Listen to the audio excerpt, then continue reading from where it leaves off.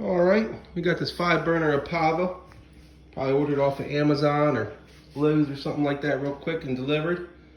And you didn't notice that it said natural gas on the box.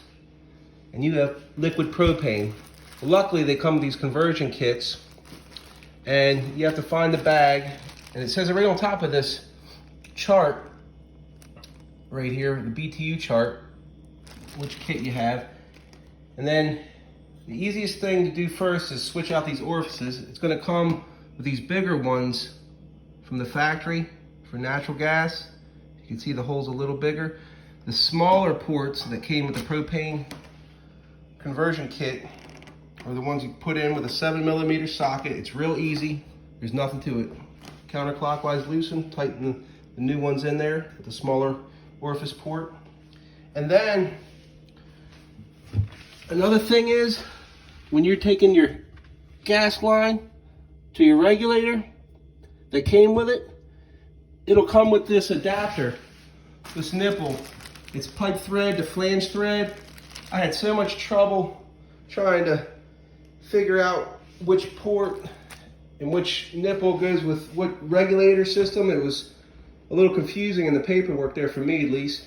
And by all means, at your own risk, but I will tell you this, I talked to a professional fitter and he said, forget all that, and I'm not telling you to do it, I'm just telling you what I did. I just took that regulator right to the 1/2-inch pipe threaded nipple port that's actually going to the stove, to the burner system. And then once I did that, you turn the stove on and you can't adjust the flames. They stay too low, they're too high, and then you turn the knob, nothing happens. And I looked into it, and there was just so many videos on adjusting flames and cleaning ports out, and nothing explained in detail about Empava and the actual valve system. I was looking into air shutters. All that was popping up on YouTube was air shutters.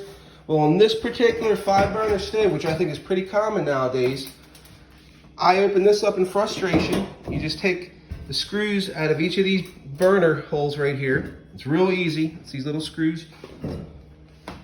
And then this comes off. And then you take a flathead control screwdriver and you can adjust the air in each burner. Now I will say this, go clockwise to close the valve all the way and then open it slightly. Start off low because a lot of these like it low. And then what I did was kept a record on a little cheat sheet diagram. I made the middle burner and then I would write what I would need.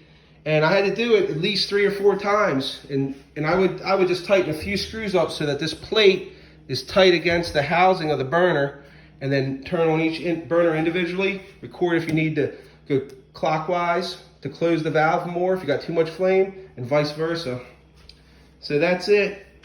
Just wanted to save you guys the trouble because I could not find anything on this bad boy. Thank you guys.